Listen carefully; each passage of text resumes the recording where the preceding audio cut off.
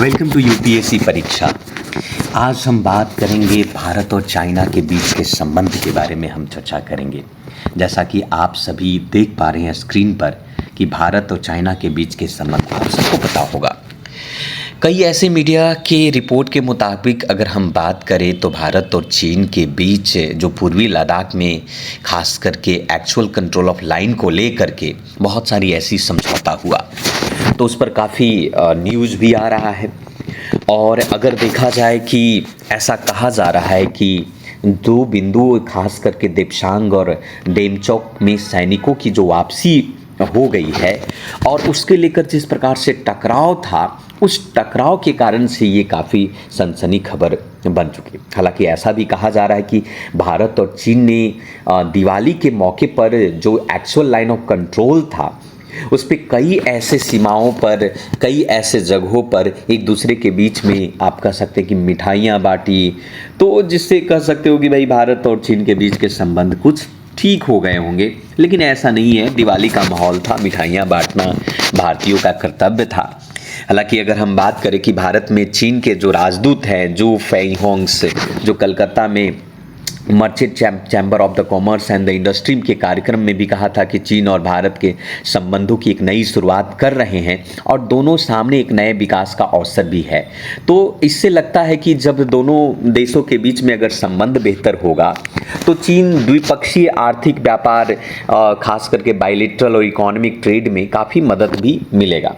लेकिन अभी थोड़ा सा मैं आपको ये इस वीडियो में ये समझाने वाला हूँ और बताने की मैं कोशिश करूँगा कि भाई करंट में क्या है और चीन और इंडिया के बीच में या भारत और चाइना के बीच के संबंध कैसे रहे हैं और आपके एग्जाम के पॉइंट ऑफ व्यू से ये महत्वपूर्ण कैसा है। चलिए थोड़ा सा हम बैकग्राउंड की तरफ चलते हैं। बैकग्राउंड की अगर हम बात करें तो आपको याद होगा कि साल 2020 में पूर्वी लद्दाख के गलवान में दोनों देशों के सैनिकों के बीच में एक काफ़ी हिंसक झड़प हुई थी दोनों आपस में, जिसमें से आप देखेंगे कि 20 भारतीय सैनिकों के साथ कई चीन सैनिक मारे भी गए थे।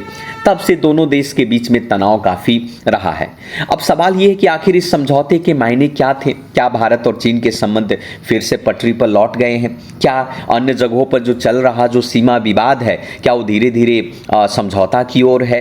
तो इन सभी चीज़ों पर हम लोग देखते हैं। यहाँ पर यह भी है कि कुछ दिन पहले की बात है कि 21 अक्टूबर को, अगर हम बात करें कि 21 अक्टूबर को ब्रिक्स सम्मेलन, ये भारत और चीन में सैनिक एक दूसरे में वापसी और गश्त शुरू कर दिया था। रूस के कजान में जो ब्रिक्स सम्मेलन हुआ था हाल फिलहाल में, तो वहाँ पर हमारे प्रधानमंत्री मोदी वहाँ गए और वहाँ पर भारतीय विदेशी सचिव विक्रम मिश्र भी थे। इस समझौता की घोषणा की थी कि भाई भारत और चीन के बीच के संबंध बेहतर हो जाएगा, है ना। तो ऐसे बहुत सारे चीज़ें आपको देखने को मिला है। समझौता के बाद में अगर हम लद्दाख की बात करें तो लद्दाख के साथ साथ सिक्किम, अरुणाचल प्रदेश और कई ऐसे इलाके पर चीन अपना दावा करता रहा है।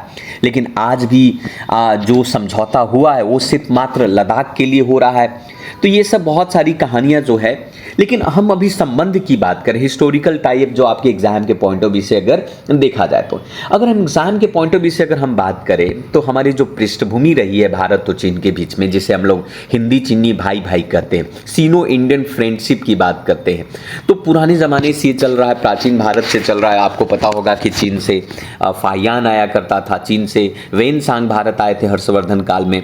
बुद्धिज़्म ट्रैवल की अगर हम बात करें, भारत से ही चाइना में बुद्धिज़्म गया है। फाहियान, वेनसांग ये सब पास्ट में हमारे एक चाइनीज़ ट्रैवलर रहे हैं और भारत के बारे में काफ़ी कुछ लिखा है। भारत और चीन के बीच के जो सिल्क रोड ट्रेड हैं उसके बारे में भी आप सभी लोगों ने पढ़ा होगा और यही सिल्क रोड ट्रेड आज बेल्ट रोड इनिशिएटिव के नाम से भी जाना जाता है, BRI, जो कि पूरी दुनिया पर चीन जो है अपना प्रभाव छोड़ रहा है। चाइना जो नहीं एक ऐसा देश है जो सबसे पहले पेपर मेकिंग किया था, शुगर मेकिंग से लेकर एवरीथिंग। तो भारत और चीन के बीच में ऐसे बहुत सारे पृष्ठभूमि आपको देखने को मिलेगा। लेकिन पृष्ठभूमि से ज़्यादा हम बात करेंगे टेरिटोरियल डिस्प्यूट को लेकर कि भारत और चीन के बीच में खास करके टेरिटोरियल डिस्प्यूट को लेकर के बहुत सारी चीज़ें हमें देखने को मिलता है।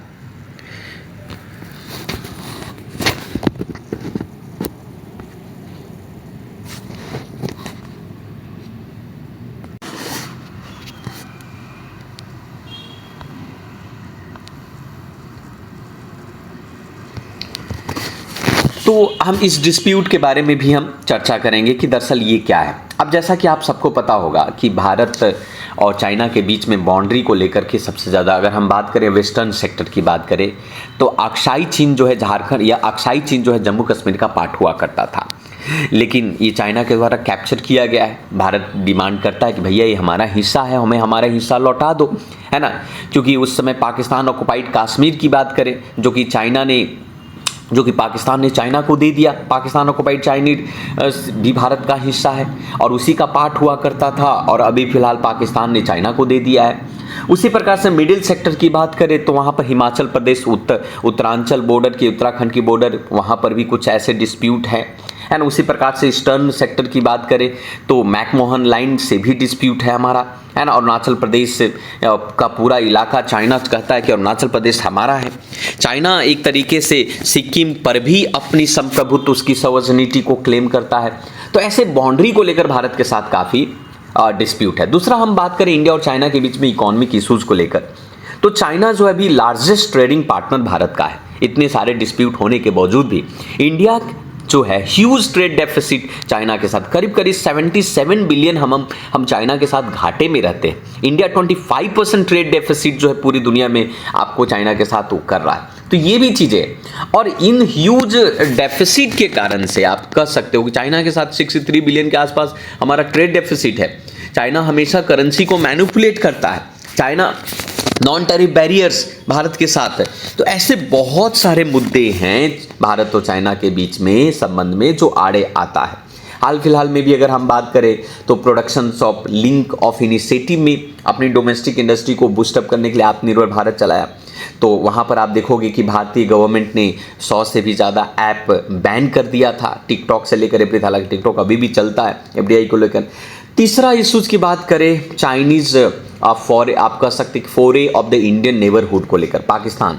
अब जैसे भारत के आसपास के जितने भी हमारी नेबर स्टेट है उसके साथ चाइना जो है डेप ट्रैप कर भारत के अगेंस्ट खड़ा करने की कोशिश करता है। अभी पाकिस्तान को ले ले, पाकिस्तान में चाइना पाकिस्तान इकोनॉमिक कॉरिडोर बना रहा है जो भारत की टेरिटरी से पास हो रहा है। भारत की टेरिटरी यानी पीओके से पास हो रहा है, पीओके भारत का हिस्सा है।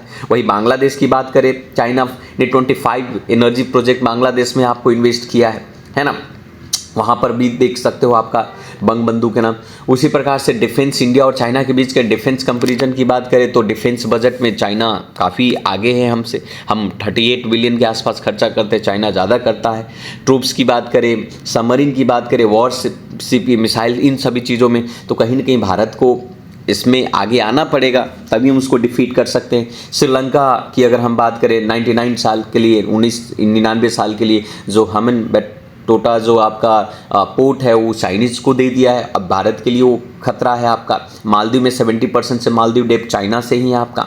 म्यांमार की भी अगर हम बात करें तो इस तरीके से हमारे आसपास के पड़ोसी के मुल्कों को क्या कर रहा है, उसको डेप ट्रैप में फंसा करके भारत के अगेंस्ट खड़ा करने की कोशिश करता है। उसी प्रकार से चाइना का एक पॉलिसी है खास करके जिसे हम लोग स्ट्रिंग ऑफ पर्ल्स कहते हैं। ये थ्योरी ये कहता है कि चाइना जो है भारत को कहीं ना कहीं नावल प्रेजेंस के माध्यम से इंडियन ओशियन और जगह जगह पर चारों तरफ से घेरने की कोशिश कर रहा है। हालांकि भारत भी इसका काउंटर करने के लिए भारत भी कई जगहों पर, आप जैसे देख सकते हो आप म्यांमार, बांग्लादेश, श्रीलंका, मालदीव, पाकिस्तान, हर जगह पर ये भारत को घेरने की कोशिश करता है। यहाँ पर आपको मैं दिखा सकता हूँ ग्वादर, डिजुबिट से लेकर इन सभी चीज़ों पर आप देख सकते हैं।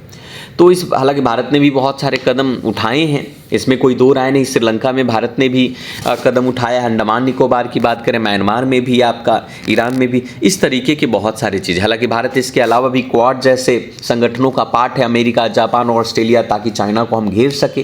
चाइना के भारत जो है वियतनाम को ब्रह्मोस जैसे मिसाइल्स दे रहा है ताकि वो चाइना के खिलाफ यूज कर सकते।